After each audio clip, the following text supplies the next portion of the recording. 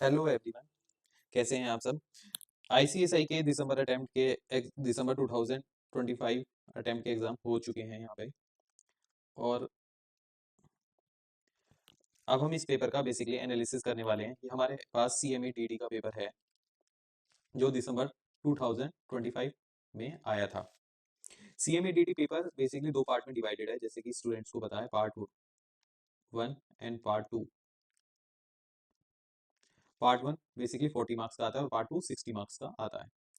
इस video session में हम बेसिकली ये एनालिसिस करने वाले हैं, वो क्वेश्चन थ्योरेटिकल था या केस लो बेस्ड था, या एग्जामिनर ने किस कीवर्ड को पकड़ के वो क्वेश्चन बेसिकली पूछा है, या सिलेबस में था, आउट ऑफ सिलेबस था, अमेंडमेंट का क्वेश्चन था, कहाँ से वो क्वेश्चन आया है, सब कुछ डिस्कस करेंगे। कौन से चैप्टर से आया है, एनालिटिकल था, इंटरप्रिटेशनल था, थ्योरेटिकल था, डायरेक्ट क्वेश्चन था, वो सारी चीजें बेसिकली हम इस वीडियो सेशन में डिस्कस करेंगे, जो purely CMA DD question paper के ऊपर होने वाली है।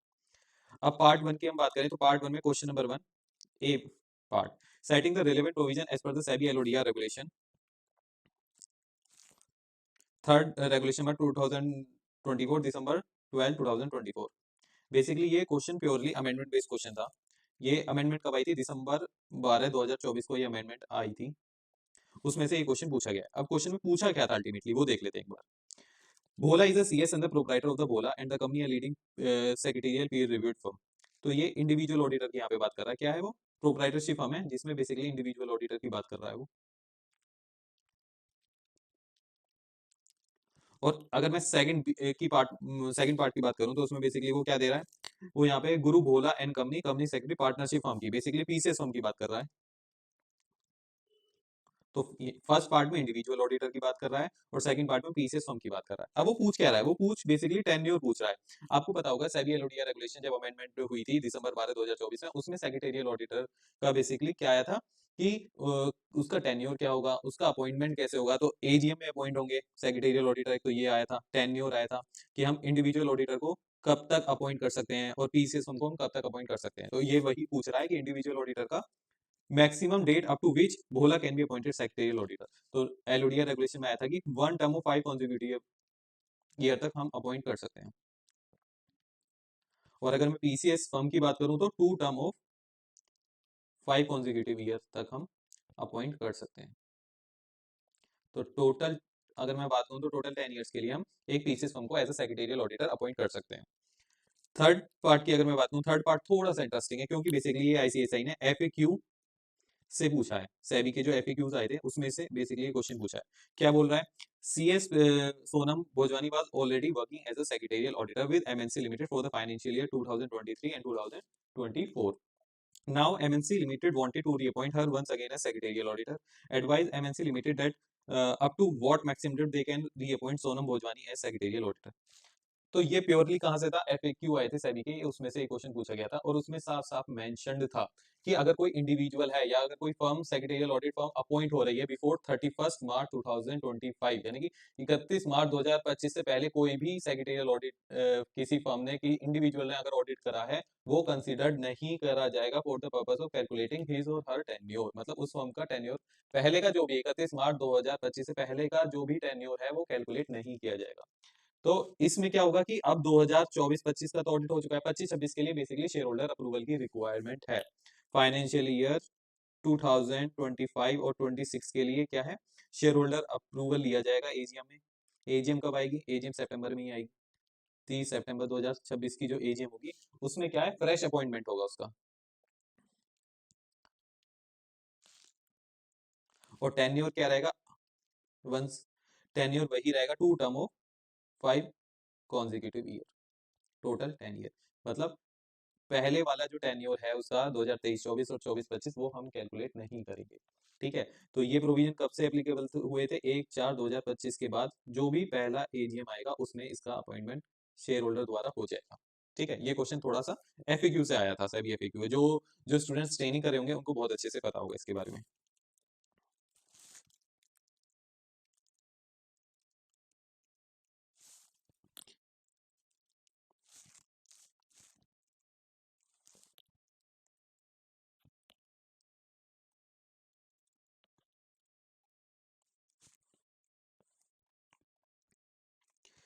तो अब हम कुछ इसका फोर्थ पार्ट देख लेते हैं। Out of the following unlisted subsidiaries companies how many companies will be counted as material subsidy for JKT limited listed entity for the financial year 2025। तो इसमें की वर्ड क्या था या की कॉन्सेप्ट क्या था? मटेरियल अनलिस्टेड मटेरियल सब्सिडी की बात कर रहा है। Material subsidy for JKT limited for the financial year 2024 and 25। और क्या दिया हुआ है? कंसोलिडेटेड टर्नओवर दिया हुआ है। अब इसमें कॉन्सेप्ट कौन सा लग रहा है? प्रोविजन क्या लग रहा है? प्रोविजन आपको पता होगा, क्वेश्चन जो है वो टोटली बेस्ड है किसके ऊपर?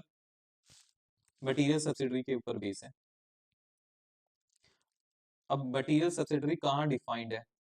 For the purpose of regulation number 24A की अगर मैं बात करूं,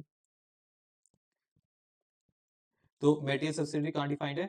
दैट इज रेगुलेशन नंबर 16 सब 1C में ये डिफाइंड है कि मटेरियल सब्सिडरी क्या होती है। तो material subsidiary defined in regulation number 16 1C। और सब्सिडी तो अल्टीमेटली इसका मीनिंग जो है वो क्या है? ऐसी सब्सिडरी जिसका टर्नओवर और नेटवर्थ क्या हो? एक्सीड कर रहा हो 10% ऑफ द कंसोलिडेटेड नेटवर्थ और the turnover of the listed entity and it's subsidy is in the immediate preceding financial year. यानी कि ऐसी सब्सिडरी जिसका टर्नओवर जो है और जिसका नेटवर्थ 10% से एक्सीड कर रहा है। किससे 10%? किसका लेना है? कॉन्सोलिडेटेड। 10% किसका लेना है? कॉन्सोलिडेटेड टर्नओवर नेटवर्थ का लेना है। यहाँ पे कॉन्सोलिडेटेड नेटवर्थ और टर्नओवर हमें देखना है किसका? उस लिस्टेड एंटिटी का और उसकी जितनी भी सब्सिडरीज है सबका हमें। अगर वो 10% से एक्सीड कर रहा होगा तो उसको हम क्या मान लेंगे? कि वो हमारी एक मटेरियल सब्सिडरी है। अब यहाँ पे इसी क्वेश्चन इसी पूरी डेफिनेशन के ऊपर बेस्ड था। तो यहाँ पे उसने ऑलरेडी कंसोलिडेटेड टर्नओवर दिया हुआ था, ठीक है। और ए उसकी जो सब्सिडरी A B C उनका टर्नओवर दिया हुआ था। ए लिमिटेड का 45 करोड़, बी लिमिटेड का 54 करोड़, एनसी लिमिटेड का 70 करोड़। तो अगर हम 550 का 10% निकालेंगे तो 55 करोड़ हो जाएगा। तो अगर 55 करोड़ से किसी भी सब्सिडरी का मेरा अगर एक्सीड कर रहा है उसको मैं क्या मानूंगा? कि वो मेरी एक मटेरियल सब्सिडरी है। तो अगर मैं देखूं तो ए जो है वो मटेरियल सब्सिडी नहीं है, बी नहीं है, सी हाँ, सी का कितना है? 70 करोड़ है। तो ये 10% से एक्सीड कर रहा है तो इसको क्या मान लूंगा मैं? कि ये एक मेरी मटेरियल सब्सिडरी है। तो बस ये 1 मार्क्स के क्वेश्चन आए हुए थे, ये डायरेक्ट क्वेश्चन थे। सिर्फ आपको डेफिनेशन लिखनी थी और ये इसको कंक्लूड करना था कि मेरी ए लिमिटेड है वो सब्सिडी है या नहीं है, बी लिमिटेड है या नहीं है, या सी लिमिटेड है या नहीं है कि एक मेरी मटेरियल सब्सिडी। तो your answer should be based on the provision of law.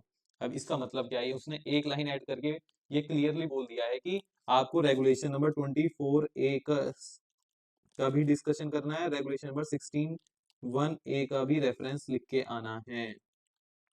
मतलब आप ऐसे नहीं लिखोगे कि ए लिमिटेड नहीं है, बी लिमिटेड नहीं है, सी लिमिटेड नहीं है, as per the provision of. नहीं, आपको पूरा प्रोविजन लिखना पड़ेगा ये, और उसके बाद अपना आंसर देना पड़ेगा कि वो एबीसी लिमिट मेरी A limited, B limited, C limited material subsidiary है या नहीं है। तो ये उसने क्लियरली बोल दिया है। तो ये सब चीजें आपको बेसिकली पेपर में नोट करनी, जब हम रीड करते हैं क्वेश्चन तो ये सब चीजें इंपॉर्टेंट होती हैं देखने के लिए कि हमें ये देखनी है कि उसमें लास्ट लाइन में क्या क्या मेंशन है, वो पूछ क्या रहा है अल्टीमेटली मुझसे हमसे। तो वो यहाँ प्रोविजन ऑफ लॉ की बात कर रहा है। उसके बाद फोर्थ पार्ट अगर मैं देखूं, as per the newly inserted regulation number 24(1)A, secretarial audit by a secretarial auditor who shall be reviewed firm shall annex a secretarial audit report in such form as specified। ये पूरा उसने provision लिखा है। then report of the will not be applicable of the following will। अब यहाँ से पढ़ना, यहाँ से इंपॉर्टेंट है। will not be applicable on which of the following material subsidiary of PQ limited with appropriate region। अब से बोला, अब यहाँ पे भी अगेन उसने क्या बोला कि कंसोलिडेटेड टर्नओवर दे दिया और MNO बेसिकली उसने अपनी सब्सिडी बता दी। अब ये बोल रहा है ये वाली रेगुलेशन किस वाले किन मटेरियल सब्सिडी पे नहीं लगेगी, किन सब्सिडीज पे नहीं लगेगी वो बता दो। Will not be applicable on which of the following unlisted material subsidy of PQR limited with the applicable appropriate reason. अब जब भी हम रेगुलेशन नंबर 24 पढ़ते हैं तो उसमें क्या लिखा है? कौन कौन सी एंटिटीज की बात करता है? वो बात करता है रेगुलेशन नंबर 24A की अगर मैं बात करूं तो कौन कौन सी ओपनिंग लाइन में लिखा हुआ है, कौन कौन सी एंटिटीज कवर्ड है? पहला अगर मैं देखूं लिस्टेड एंटिटी की बात करता है वो, ठीक है। दूसरी material unlisted subsidies incorporated, material unlisted subsidiaries incorporated in India. यानी कि जितनी भी मटेरियल अनलिस्टेड सब्सिडरीज हैं जो इनकॉर्पोरेट हैं इंडिया में वो भी यहाँ पे कवर्ड हो जाती हैं। यानी कि लिस्टेड तो कवर्ड है ही है, material unlisted subsidiaries incorporated in India वो भी कवर्ड है। तो अब वो पूछ रहा है कंसोलिडेटेड टर्नओवर दे दिया। अभी हमने ऊपर रेगुलेशन में देखा कि डेफिनेशन क्या होती है, 10% से अगर मेरा एक्सीड कर रहा है, कंसोलिडेटेड टर्नओवर से एक्सीड कर रहा है, तो हमारा वो मटेरियल सब्सिडीज बन जाती है। अब इसमें और क्या देखने वाली बात है इंपॉर्टेंट, पहली बात यह है इनकॉर्पोरेट इन इंडिया है, इनकॉर्पोरेट इन स्पेन दे रखा है, इनकॉर्पोरेट इन इंडिया दे रखा है। तो स्पेन की वाली की बात मैं बात करूंगा तो हटा ही दूंगा, क्योंकि हमें क्या देखना है, इनकॉर्पोरेट इन इंडिया देखना है, ठीक है। दूसरी बात मैं देखूंगा incorporate in India, incorporate in India, इसका अगर हम 10% देखें तो 48 करोड़ हो गया, 48 करोड़ हो गया। तो यहाँ पे कितना है, 58 करोड़ है, यहाँ पे कितना है, 50 करोड़ है। तो दोनों ही बेसिकली लिमिट से एक्सीड कर रहे हैं 10% से, तो इन पे सेक्रेटरी अलॉटेड एप्लीकेबल हो जाएगी। बस इतना सा क्वेश्चन था ये। टोटली अगर हम क्वेश्चन नंबर 1 के 5 पार्ट हुए थे और एक एक नंबर का क्वेश्चन था, अगर हम इसको बेसिकली पूरे क्वेश्चन नंबर 1 को कंक्लूड करें कि ए पार्ट को अगर हम कंक्लूड करें, तो ये क्वेश्चन जो था प्योरली प्रोविजन बेस्ड था। इसमें आपको प्रोविजन ही याद रखना है, प्रोविजन पता होना चाहिए। और फर्स्ट सेकंड थर्ड पार्ट जो था बेसिकली वो अमेंडमेंट बेस्ड था, पर अमेंडमेंट है भी तो प्रोविजन ही, तो ये मैं मान के चलता हूँ कि प्रोविजन बेस्ड था। अब इसमें देखने वाली बात है, ये पार्ट 1 के अंदर आया हुआ था, और ये सेक्रेटरियल ऑडिट 24 रेगुलेशन, अगर मैं देखूं रेगुलेशन में 24A, तो ये चैप्टर नंबर 13 को बिलोंग करती है। चैप्टर नंबर 13 में बेसिकली रेगुलेशन 24A का जिक्र है पूरा, पर ये क्वेश्चन पार्ट 1 में आया। तो ये देखने वाली बात है कि आईसीएसआई ने पार्ट 1 में क्वेश्चन क्यों डाला, जबकि ये पार्ट 2 का क्वेश्चन था, ठीक है।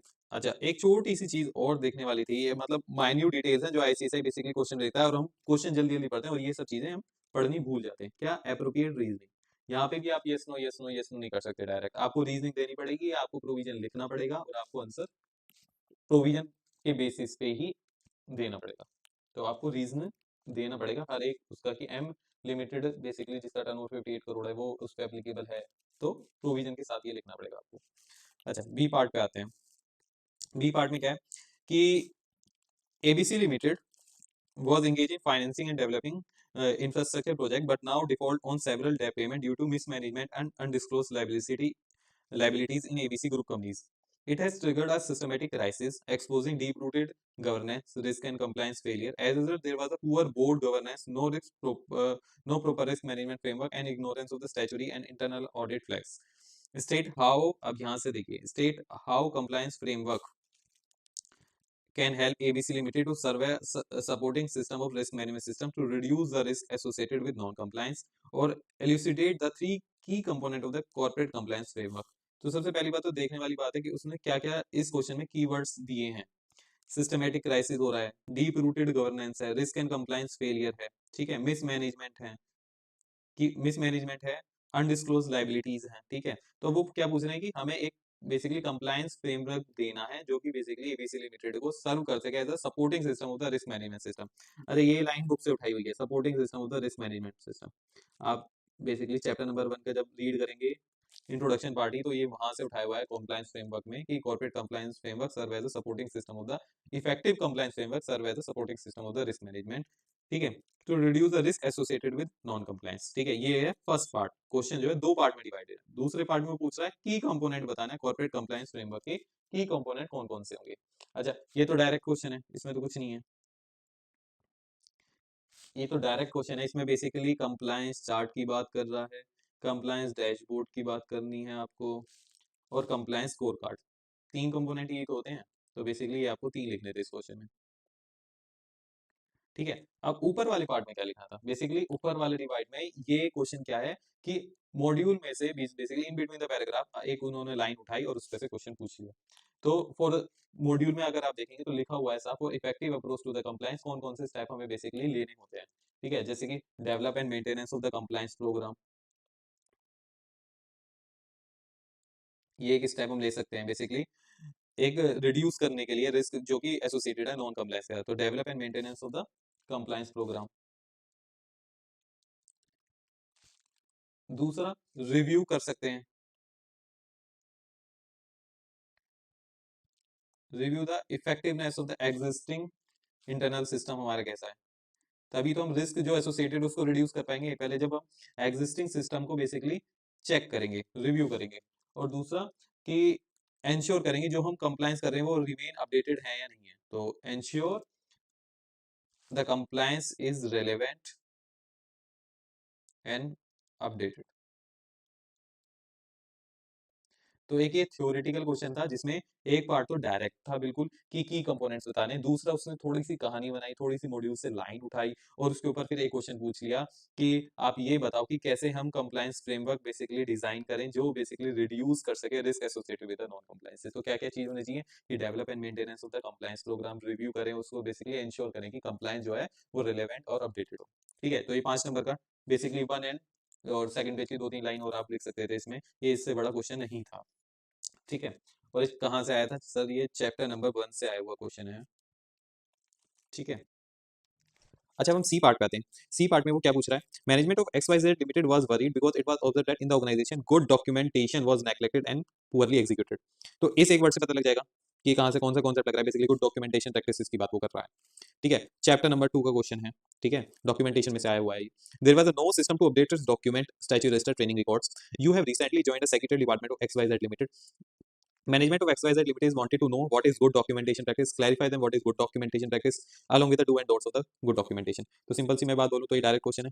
इसमें एक क्या बताया कि गुड डॉक्यूमेंटेशन फॉलो नहीं हो रहा है XYZ लिमिटेड में, उसके स्टैच्यूटरी सेक्रेटरियल डिपार्टमेंट में गुड डॉक्यूमेंटेशन फॉलो नहीं कर रहा है। आप बेसिकली अपॉइंट हुए और वो अब आप बताओगे कि what is good documentation practice क्या होता है।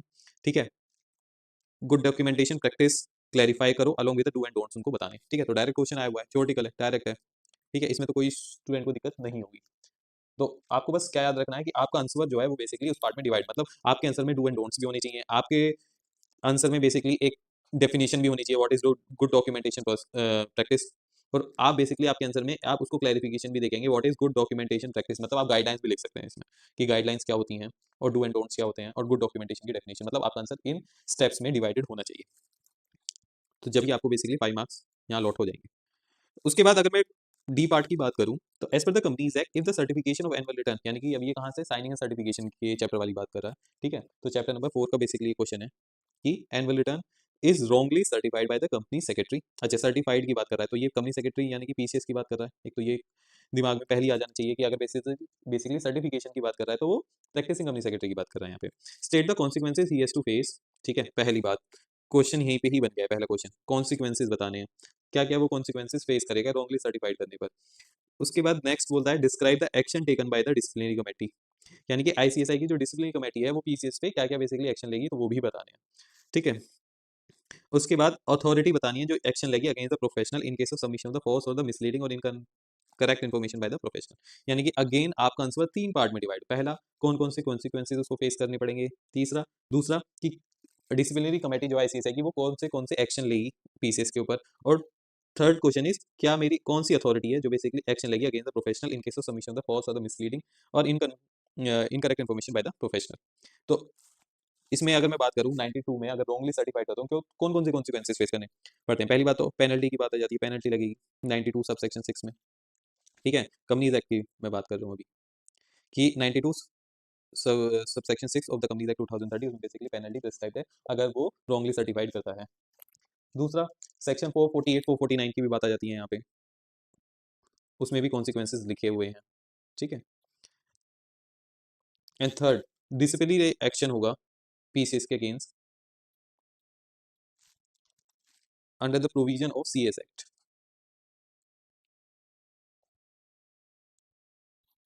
ठीक है, तो 3 बेसिकली कॉन्सिक्वेंसेज उसको फेस करने पड़ेंगे, पेनल्टी भी आ सकती है 448 449 में फॉल्स एविडेंस के ऊपर या फॉल्स सर्टिफिकेशन के ऊपर, या अगर मैं बोलूँ मिसलीडिंग और इनकरेक्ट इन्फॉर्मेशन के ऊपर। उसके बाद डिसिप्लिनरी एक्शन आईसीएसआई बेसिकली ले सकता है under the provision of the CS act. ठीक है, अब सेकंड क्वेश्चन था describe action taken by the disciplinary committee, कौन कौन से एक्शन लेगी। अच्छा, ये जो मिसकंडक्ट हुआ है, पहली बात तो ये मिसकंडक्ट ही है एक, कौन सा मिसकंडक्ट है ये भी आपको बेसिकली आइडेंटिफाई करना होगा इस आंसर में। Clause 7 of the part 1 of second schedule का ये मिसकंडक्ट है। कौन सा मिसकंडक्ट कि अगर कोई बेसिकली पीसीएस जो है कोई भी report return certificate financial statement जो है वो फॉल्सली रिप्रेजेंट करता है, तो इस केस में कौन सा क्लॉज जो है मेरा वो ट्रैक हो रहा है, clause 7 of the part 1 of the second schedule यहाँ पे ट्रैक हो रहा है। और इसके लिए प्रोफेशनल मिसकंडक्ट जो है वो प्रोफेशनल मिसकंडक्ट बेसिकली कौन सी अथॉरिटी लेती है, डिसिप्लिनरी कमेटी ही लेती है आईसीएसआई की सेकंड शेड्यूल के लिए। आपको पता है ना फर्स्ट शेड्यूल में बोर्ड ऑफ डिसिप्लिन लेता है और सेकंड शेड्यूल के क्लॉज में अगर कोई प्रोफेशनल मिसकंडक्ट हुआ है तो उसके लिए डिसिप्लिनरी कमेटी है आईसीएसआई की, वो बेसिकली एक्शंस लेती है। तो क्या एक्शंस लेती है, रिप्रीमांड, ये आपने पढ़ा होगा बुक में, रिप्रीमांड। उसके बाद फाइन लगा सकती है अप टू 5 लाख। और removal of name of company secretary from the register of the member, permanently भी कर सकते हैं और कुछ such period as may be specified by the board council. तो ये भी एक बेसिकली ये क्या, ये एक्शन डिस्क्रिप्शनरी कमेटी ले सकती है। तो अगेन आंसर जो है आपका इन 3 पार्टों में डिवाइड होना चाहिए। ये नहीं आप कॉन्सिक्वेंसेज नहीं लिख रहे हैं और आपने अथॉरिटी लिख के और बेसिकली उसके एक्शंस लिख दिए। तो आपका पहले आपको बताना है पेनल्टी लगेगी 92 सबसेक्शन 6 में, सेक्शन 448 449 में भी हो सकता है, और डिसिप्लिनरी एक्शन भी आपके डिसिप्लिनरी एक्शन भी ले सकती है आईसीएसआई आपके अगेंस्ट में। ठीक है, तो इस बेसिस पे ये आपका आंसर कंक्लूड आपको बेसिकली लिखना था। तो फर्स्ट क्वेश्चन के बेसिकली चारों पार्ट हो चुके हैं, A B C D. And अब हम सेकंड क्वेश्चन पे मूव अहेड होते हैं। उसमें लिखा है कि दीज डे, अब ये थोड़ा पढ़ने वाला है क्वेश्चन है, बिल्कुल पैराग्राफ दिया हुआ है, थ्योरेटिकल पैराग्राफ, कहानी लिखी हुई है अगर हम देखें तो। These days, doing business is full of temptation and restriction given by greed to earn unlimited profit, market share, market standing in terms of number, performance, coupled with a tremendous pressure and compulsion to remain ahead, where an organization alluring individual working therein to ignore loophole and ethical aspect of a business. अब यहाँ से पढ़ना important है। अब यहाँ से पढ़ना क्यों इंपॉर्टेंट है वो भी मैं भी बता देता हूँ आपको कि social life is dominated by the numerical success where the end justify the means. Of late, this attitude and temptation believing the philosophy the end justify the means has led to a substantial depletion of the good character, ethical standards, practices, and the good governance. ये क्यों important है? क्योंकि आपके module की ही line है। ये module के आपके जो एक चैप्टर है ना हमारे पास, चैप्टर नंबर 5 वैल्यू एथिक्स वाला, उसमें से बेसिकली मॉड्यूल में से ही लाइन उन्होंने कॉपी पेस्ट करी हुई है। ठीक है, बिल्कुल। और अब क्या पूछ रहे हैं इस लाइन के बाद, this has to discuss the statement in the context of ethics. यानी कि आपको लग रहा होगा ये उन्होंने थ्योरेटिकल लाइन कहाँ से उठाई है और कौन सी फिलोसफी की बुक से उठा के लिख दी है, ऐसा नहीं है, ये आपके मॉड्यूल से ही आई है। अगर आपने मॉड्यूल रीड आउट किया होगा, मॉड्यूल से पढ़ा होगा तो आपको पता होगा। और लास्ट में पूछा discuss the statement in the context of the ethics. तो ये एक डायरेक्ट क्वेश्चन है जिसमें बेसिकली आपको थोड़ा सा एनालाइज करना पड़ता। ठीक है, आपको थोड़ा सोचना पड़ता कि इसमें क्या मेंशन है, पर ये डायरेक्ट क्वेश्चन था जिसमें आपको एक्सप्लेन करना था एथिक्स क्या है हमारा और टाइप ऑफ एथिक्स क्या होता है, यानी कि ब्रांचेस लिखनी थी। इसका और कोई आंसर नहीं होता। ठीक है, इस पूरे स्टेटमेंट को बेसिकली आपको बता देना कि एथिक्स के उसमें हम कैसे हम बेसिकली जस्टिफाई करेंगे और टाइप ऑफ एथिक्स आपको लिखना था। ठीक है, ये वाली लाइन आपको लग रहा होगा नहीं ये मॉड्यूल से नहीं है। पेज नंबर, जब मैंने एनालाइज किया था पेज नंबर 141 पे थी, ये देख लेना आप एक बार, पेज नंबर 141, वहीं से ये क्वेश्चन बना हुआ है कि ये जो पूरा कॉन्सेप्ट उन्होंने दिया हुआ है जिसमें बेसिकली हमें एथिक्स एक्सप्लेन करना था, टाइप ऑफ एथिक्स के बारे में लिखना था। बी पार्ट पे आते हैं। द ऑब्जेक्ट, बी पार्ट में लिखते हैं the object of the security contract regulation act is to provide for regulation of the stock exchange transaction securities with a view to prevent undesirable speculation. The act prescribes various penalties against the person who might be found guilty of offense under section 23. State the procedure of appeal. तो ये direct question है, procedure based question है ये। अगर मैं बात करूं procedure based question है, स्टार्टिंग पूछा था procedure of appeal to securities appellate tribunal as per सेक्शन 23L ऑफ द एक्ट। ठीक है, डायरेक्ट प्रोसीजर बेस्ड क्वेश्चन है। ठीक है, जिसमें बेसिकली अगर कोई पर्सन एग्रीड है, कोई पर्सन एग्रीड है किसके ऑर्डर से, रिकॉग्नाइज स्टॉक एक्सचेंज के ऑर्डर से और एजुकेटिंग अथॉरिटी के ऑर्डर से, अगर कोई पर्सन एग्रीड है तो बेसिकली वो अपील कर सकता है, किसको, सेट को अपील कर सकता है। कितने दिनों में कर सकता है, 45 डेज के अंदर वो बेसिकली अपील कर सकता है। 45 डेज में वो बेसिकली फॉर्म देगा, फीस अपनी सबमिट करेगा, और किसी केस में एक्सटेंशंस भी अलाउड हैं। सेट क्या रीजनेबल अपॉर्चुनिटी, वो बी घट देगा, ऑर्डर पास करेगा। ठीक है, उसके बाद ऑर्डर की कॉपी उन दोनों पर्सन को जाएगी, एग्रीड पर्सन को भी जाएगी और एजुकेटिंग अथॉरिटी, मतलब जो भी पार्टीज हैं उनको कॉपी जाएगी, और बेसिकली सेट जो है with in a period of 6 month में ये एप्लीकेशन डिस्पोज ऑफ कर देगा। ठीक है, तो ये सब आपको एक प्रोसीजर लिखना था। 5 नंबर का क्वेश्चन था, बहुत ही डायरेक्ट और प्रोसीजर बेस्ड क्वेश्चन था। ठीक है, चलिए आगे बढ़ते हैं। क्वेश्चन नंबर अगर मैं बेसिकली सी पार्ट को देखूं, the company secretary can represent, अब अच्छा इस क्वेश्चन में थोड़ा सा मतलब अलग है जो अब तक आईसीएसआई नहीं करता, पर इस क्वेश्चन में उसने किया है, वो क्या है वो देखते हैं। The company secretary can represent before various regulator and authorities in connection with the discharge in various duties under the companies act 2013। ठीक है, ये तो सब आपको पता होगा, सेक्शन 205 से आया हुआ है कि वो रिप्रेजेंट कर सकता है before the various regulators and other authorities. The NCLT being a quasi judicial authority, the company secretary can very well do the same. Discuss the statement in regard to the Mayank Agarwal applicant versus Technology Frontier Limited Private Limited Respondent Company NCLT Chennai bench. अब इसमें क्या अलग किया है उन्होंने, उन्होंने आपसे case law का नाम आपको दिया है। ऐसा होता नहीं है। आईसीएसआई क्या करता है, कोई भी सिचुएशन देगा, कोई भी एक फैक्ट ऑफ द केस देगा और उस बेसिकली आपसे एप्लीकेबल जजमेंट केस लॉ का नाम पूछ लेगा और वो आपको जजमेंट लिखनी होगी और उसके बेसिस पे क्वेश्चन को कंक्लूड करना होता है। पर यहाँ पे क्या कर रहा है, केस लॉ का नाम आपको खुद बता रहा है और अब आपसे जजमेंट पूछ रहा है। ठीक है, इस केस में जजमेंट क्या आई थी, तो आपको ये बेसिकली आपको ये आपने केस लो पढ़ा होगा, ये बुक का ही केस लो है। ठीक है, जिसमें ऑथराइज बेसिकली किस किस 2000 सेक्शन 205 की बात हुई है, बोर्ड रिजोल्यूशन की बात हुई है कि वो ड्यूटीज परफॉर्म कर सकता है नहीं कर सकता एज पर सेक्शन 205। तो ये सब चीजें आपको लिखनी थी और अल्टीमेटली इस केस में एप्लीकेशन जो है वो डिसमिस हुई थी। ठीक है, तो आप ये केस लो बुक से देख लेंगे एक बार तो आपको पता लग जाएगा। डी पार्ट में अगर हम देखेंगे तो management of the PKG limited has decide to go for an independent audit assessment. अच्छा ये आपको मैं बता दूं, ये जो आप क्वेश्चन है ना सी पार्ट, ये चैप्टर नंबर 4 से आया हुआ है आपके। ठीक है, चैप्टर नंबर 4 में ये केस लो मेंशन्ड है, तो मैं इसको बेसिकली डायरेक्ट क्वेश्चन नहीं बोल सकता, थ्योरेटिकल भी नहीं बोल सकता। ठीक है, ये केस लो बेस्ड क्वेश्चन है एक, ठीक है, जिसमें आपको जजमेंट लिखनी थी और केस लो का नाम आपको दिया हुआ है। उसके बाद the management of the PKG limited decide to go for an independent audit assessment of whether a given subject of management is in compliance with the applicable authorities identified as a criteria. Further it has to carry out by assessing whether activities financial transaction information complying non material aspect with authorities who govern the audited entity, explain the type of audit with its objectives that PKG limited should carry out. अच्छा, अब इसमें आपको ना थोड़ा ध्यान से carefully पढ़ना होगा, क्योंकि ये जो लाइंस है ना, weather a given subject matter of management is in compliance with applicable authorities identified है, ये मॉड्यूल की लाइंस हैं। ठीक है, मॉड्यूल में एक कॉन्सेप्ट गिवन है कंप्लायंस ऑडिट का। ठीक है, जब आप उसको मॉड्यूल से पढ़ते हैं तो उसमें ये वाली लाइंस ऑलरेडी गिवन है कि ऑडिट असेसमेंट में whether given subject of matter management is in compliance with applicable authorities identified as a criteria. तो मतलब इसमें क्या पूछ रहा है, वो टाइप ऑफ ऑडिट पूछ रहा है आपसे। ठीक है, along with its objective that PKG limited should carry out. ठीक है, तो इसमें आपको कंप्लायंस ऑडिट के बारे में लिखना था। ये डायरेक्ट क्वेश्चन नहीं है, ये थोड़ा एनालिटिकल क्वेश्चन। आपको बेसिकली ये वर्ड्स को पकड़ना होगा और उसके बेसिस पे अपना एक डिसीजन फॉर्म करना होगा कि ये कौन सी टाइप ऑफ ऑडिट है। ठीक है, कंप्लायंस ऑडिट है, चैप्टर नंबर 1 में आपके गिवन है। ठीक है, तो आप देख सकते हैं, और इसमें आपको एक्सप्लेन करना होगा एंड देन ऑब्जेक्टिव्स लिखने होंगे उसके कंप्लायंस ऑडिट के, तभी आपको बेसिकली 5 नंबर इस क्वेश्चन में मिलेंगे। ठीक है, तो 2 पार्ट में था, पहले तो एक्सप्लेनेशन लिखते आप कंप्लायंस ऑडिट, फिर उसके ऑब्जेक्टिव्स लिखते। ठीक है, तो यही आपको इसमें मेंशन करना था। ठीक है, तो अब हम बेसिकली इसके अल्टरनेटिव में कौन सा क्वेश्चन नंबर 2 ए आया था वो देख लेते हैं। Rashmi Goyal is a practising company secretary. अभी थोड़ा ध्यान से पढ़ने वाला है, जहाँ लेंथ देख रहे हैं, ठीक है, लेंथ बढ़ गई है क्वेश्चन की, और ये ध्यान से पढ़ने वाला क्वेश्चन है, क्योंकि जब भी इतने इतने बड़े बड़े क्वेश्चन आते हैं तो जो इन्फॉर्मेशन होती है वो basically between the lines ICSI ने हाइड कर रखी होती है, जिसके बेसिस पे बेसिकली आप आंसर को अपने एक जजमेंट देंगे या बेसिकली अपने आंसर को कंक्लूड कर पाएंगे। तो Rashmi Goyal is a practising company secretary having firm name as Rashmi Goyal and company based at Mumbai. However she resided Bhopal. ठीक है, Manmohan her old classmate who could not complete his CS but having a sharp mind and professionally competent person living at Mumbai. ठीक है, managing the office of Rashmi Goyal and company. अब तो सबसे important बात देखने वाली कि मनमोहन जो क्लासमेट है कुल not complete he CS but having very sharp mind, तो वो सीएस नहीं है। पहली बात तो ये इंपॉर्टेंट है कि वो सीएस नहीं है, जो मनमोहन है वो सीएस नहीं है। प्रोफेशनल कॉम्पिटेंट पर्सन है, जो मुंबई में रहता है। ठीक है, basically she allow Manmohan to practice in her name. ये बहुत इंपॉर्टेंट लाइन है, की लाइन है बिल्कुल, ये पूरे आंसर पूरे क्वेश्चन की, कि प्रैक्टिसिंग कंपनी सेक्रेटरी क्या कर रही है, अलाउ कर रही है मनमोहन को, जो कि बेसिकली कंपनी सेक्रेटरी नहीं है, उसके बिहाफ पे प्रैक्टिस कर। ही bring professional work through his contact. अब ही मतलब वही मनमोहन की बात हो रही है। ही bring the professional work through his contact and liaisoning with the client is also done by, मतलब जो प्रोफेशनल वर्क है उसकी फॉर्म में वो वही लेके आता है, लाइजनिंग क्लाइंट से वही करता है उसके बिहाफ पे। And all the secretarial audit work is done bye Manmohan. Manmohan he secretarial audit का सारा काम करता है और उसकी टीम करती है। मनमोहन चार्ज करता है 50% of the secretarial audit fees. यहाँ पे फीस भी शेयर हो रही है। ठीक है, किससे, जो कि सीएस नहीं है, collected by the Rashmi Goyal and company as a share. Moreover in other compliance related work he charge 75% वो फीस शेयर करता है उससे। Rashmi has blind faith on his friend and only signature is done by, ये भी important line है।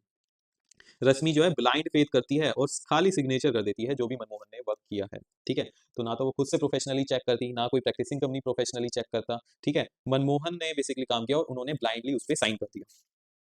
ठीक है, this arrangement was going very smooth until Manmohan demanded 80% of the secretary. अब यहाँ पे मनमोहन ने 80% ऑडिट के पैसे मांग लिए, जो कि उनके बेसिकली उनके बीच में डिसएग्रीमेंट हो गया होगा। और काइंडली एडवाइस रश्मि गोयल से with regard to the code of conduct. तो कोड ऑफ कंडक्ट केस ने तो पूरा कोड ऑफ कंडक्ट में से हर एक चीज, बहुत सारे क्लॉजेस का इसने क्या किया है, प्रोफेशनली मिसकंडक्ट किया है। ठीक है, कोड ऑफ कंडक्ट देखते हैं क्या क्या कोड ऑफ कंडक्ट इस पे लगते हैं। Basically she allow Manmohan to practice in her name, ये प्रोफेशनल मिसकंडक्ट है। ठीक है, क्लॉज 1 का है, clause 1 of part 1 of first schedule का है। ठीक है, जो क्या बोलता है, किसी भी अगर हम पर्सन को अलाउ करते हैं जो कि नॉन प्रैक्टिसिंग कंपनी सेक्रेटरी है, तो प्रैक्टिस इन हर नेम, तो क्या मान लिया जाएगा, वो प्रोफेशनल मिसकंडक्ट मान लिया जाएगा। किस क्लॉज के अंदर, clause 1 of the part 1 of the first schedule.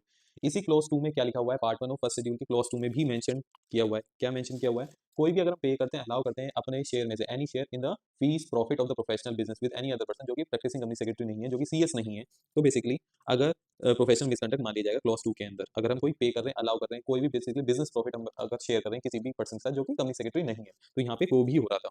50% basically वो शेयर कर देते हैं ना फीस, जो उससे कलेक्ट करता था, तो 50% मनमोहन ले जा रहा था। यहाँ पे वो 75% ले जा रहा था यहाँ पे।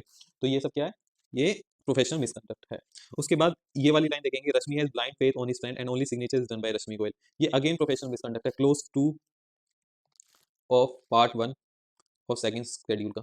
ठीक है, ये भी लाइन आपको पकड़नी थी पेपर में कि ये कौन सा मिसकंडक्ट है, clause 2 of part 1 of second schedule का ये वाला मिसकंडक्ट है। ठीक है, उसके बाद ही bring the professional work through his contact, ये भी प्रोफेशनल मिसकंडक्ट है।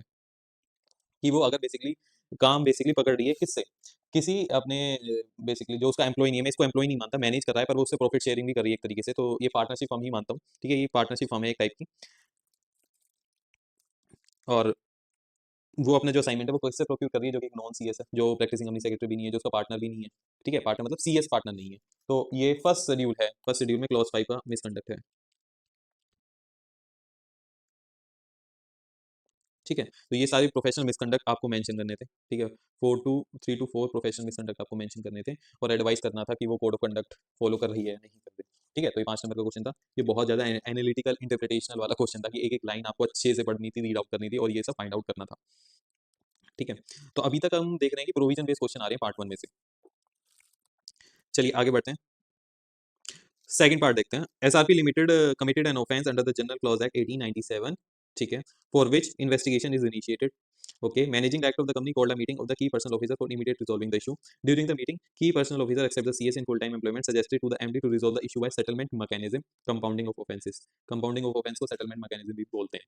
The company secretaries in employment countered the suggestion, argued that in prevailing situation the company cannot be allowed to go for the settlement mechanism. ठीक है. Refer the relevant provision of the Companies Act. Examine and explain the settlement mechanism and its exception in its implementation. Discuss whether the company secretary in employment is correct or not.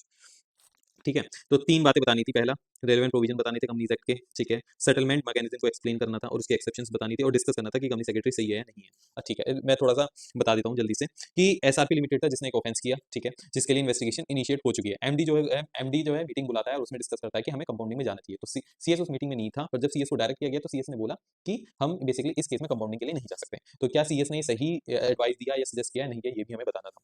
इसमें एक question में गलती है, जो कि एक language error मैं बोल सकता हूँ एक तरीके का, ठीक है। क्वेश्चन अगेन 3 पार्ट में डिवाइडेड है, ये तो आपको पता ही चल गया होगा क्वेश्चन रीड आउट करने से। पर इसमें देखिए, SRP limited committed an offence under the general clause act. इस लाइन पढ़ के समझ में क्या आ रहा है? लाइन पढ़ के तो समझ में यही आ रहा है, एसआरपी लिमिटेड है, उसने एक ऑफेंस किया है, किसमें? जनरल क्लॉज एक्ट में ऑफेंस किया है उसने, यही लग रहा है ना पढ़ के। तो जनरल क्लॉज एक्ट में अगर मैंने कोई ऑफेंस किया है तो क्या मैं उसे कंपनीज एक्ट में कंपाउंड करा सकता हूँ? ये मुझे पढ़ के, और आप भी पढ़ोगे तो यही समझ में आएगा आपके कि एसआरपी लिमिटेड ने एक ऑफेंस किया है under the general clause act, और उसकी क्या मैं कंपाउंडिंग कंपनीज एक्ट 2013 में करा सकता हूँ या नहीं करा सकता, ठीक है। ये जबकि क्वेश्चन ये नहीं है, क्योंकि वो कंपनीज एक्ट की बात कर रहा है, यहाँ पे relevant provision of the companies act कर रहा है। तो कंपनीज एक्ट में तो जो ऑफेंस हुए हैं, जो ऑफेंस प्रिस्क्राइब हैं डिफरेंट डिफरेंट सेक्शंस में, उसकी तो कंपाउंडिंग हम करा सकते हैं, जनरल क्लॉज एक्ट की कंपाउंडिंग थोड़ी कराएंगे। यहाँ पे क्वेश्चन में ये बेसिकली एक लैंग्वेज एरर हो सकता है। वो ये बोल रहा है कि SRP limited committed an offence which is defined under the general clause act, यानी कि जो ऑफेंस वर्ड है ना, वो कंपनीज एक्ट में कहीं डिफाइन नहीं किया गया, पर जब भी हम ऑफेंस मीनिंग को इंटरप्रेट करते हैं तो हम जनरल क्लॉज एक्ट में जो ऑफेंस वर्ड डिफाइंड है उसकी हेल्प लेते हैं। तो ये क्या बोला? SRP limited committed an offence which is defined under the general clause act ने किया हुआ है। तो इसमें 441 सेक्शन 441 आपको मेंशन करना था, ठीक है। प्रोविजन क्या है कंपनीज एक्ट में कंपाउंडिंग के, वो आपको बताना था, ठीक है। उसके बाद कौन कौन से ऑफेंसेस कंपाउंड नहीं हो सकते, एक्सेप्शन, ठीक है, तो वो भी आपको इसमें मेंशन करनी थी, ठीक है। Offence which can not be compounded, तो एक्सेप्शन में वो आता कि कौन कौन से ऑफेंसेस हम कंपाउंड नहीं करा सकते, ठीक है। अच्छा, सीएस का व्यू सही था या नहीं था, वो कैसे पता चलेगा? उसके लिए आपको क्वेश्चन थोड़ा अच्छे से पढ़ना पड़ेगा। तो उसमें क्या लिखा हुआ है? For which investigation is initiated, जिसके लिए इन्वेस्टिगेशन इनिशिएट हो चुका है। और ये कंपाउंडिंग प्रोविजन में लिखा हुआ है, आपको पता होगा कि कोई भी no compounding shall be done where the investigation initiated or pending against the company. यानी कि अगर जिस ऑफेंस के अगेंस्ट इन्वेस्टिगेशन इनिशिएट हो चुकी है या फिर इन्वेस्टिगेशन पेंडिंग है, उसके लिए हम कंपाउंडिंग नहीं करा सकते। ये सेक्शन 441 में ही लिखा हुआ है, सेक्शन 441 का ही पार्ट है, ठीक है। तो इसका आंसर क्या होगा? सीएस सही था तो सीएस करेक्ट था, पर आपको क्या इसका प्रोविजन मेंशन करना था, ऐसे डायरेक्ट थोड़ी लिख देंगे, प्रोविजन मेंशन करना था, ये वाला। No compounding shall be as per the section 441 of the companies act 2013, no compounding shall be done where the investigation initiated pending against the company. और बेसिकली अपने आंसर को कंक्लूड करना था कि सीएस का व्यू जो है वो करेक्ट है, ठीक है। तो ये क्वेश्चन 3 पार्ट में डिवाइडेड था और आपको ऐसे बिल्कुल अपना आंसर लिखना था। तो की डिटेल्स पे आपको फोकस करना पड़ेगा, for which investigation is initiated, ठीक है। इसलिए ही सीएस बोल रहा था कि हम सेटलमेंट मैकेनिज्म से नहीं जा सकते, यानी कि कंपाउंडिंग से नहीं, कंपाउंडिंग में नहीं जा सकते। पार्ट 3 पे आते हैं।